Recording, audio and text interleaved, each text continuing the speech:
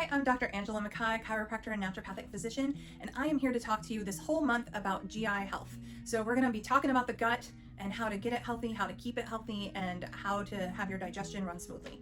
So for the very first part of this month, I want to talk about getting into a rest and digest state. So most of us spend most of our time running in a sympathetic fight or flight mode, and you are not able to readily digest your food in this state. So when you're under a state of stress, your body's pumping out cortisol, things happen in your body that are not geared towards digestion, because why worry about absorbing your lunch if you have to fight off a bear and you might not live for the next half hour?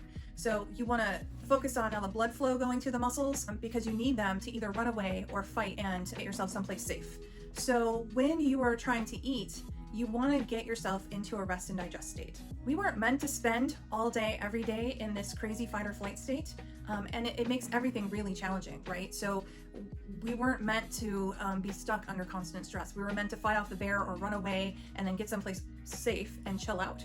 Those hormones that course through your body when you're in this extreme state of stress, they stay around for anywhere, if you're really well adapted and you're really flexible and you haven't had a lot of chronic stress in your life, they last about 6 hours.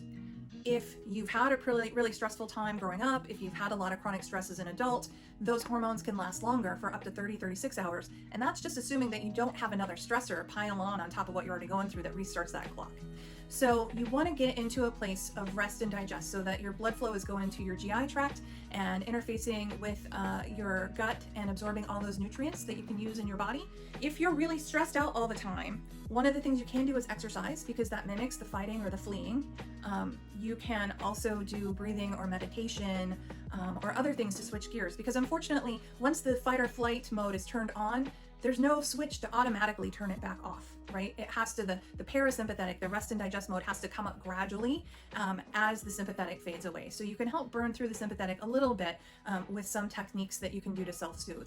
It's no accident that other cultures generally all have some sort of prayer or Thanksgiving tradition before sitting down to a meal, because it centers you and focuses you more into the rest and digest state to help you be able to assimilate and digest your food properly. So if you're having a lot of fatigue because you're not absorbing the nutrients very well because you're always in fight or flight, that may not just be your adrenals getting pooped out because you're stressed. That may also be that you're not getting the nutrition that you need to fuel your body. If you're having a lot of bloating, cramping, food sits in your stomach like a rock, or you're having any heartburn, reflux, constipation, diarrhea, any of those things should be a motivation for you to change your patterning around how you approach sitting down to eat and trying to get into that rest and digest state. So if you're dealing with any of those issues, stay tuned this week. We're going to talk more about how to get into rest and digest, but we're going to talk this whole month about gut health. So stick around and there's more to come.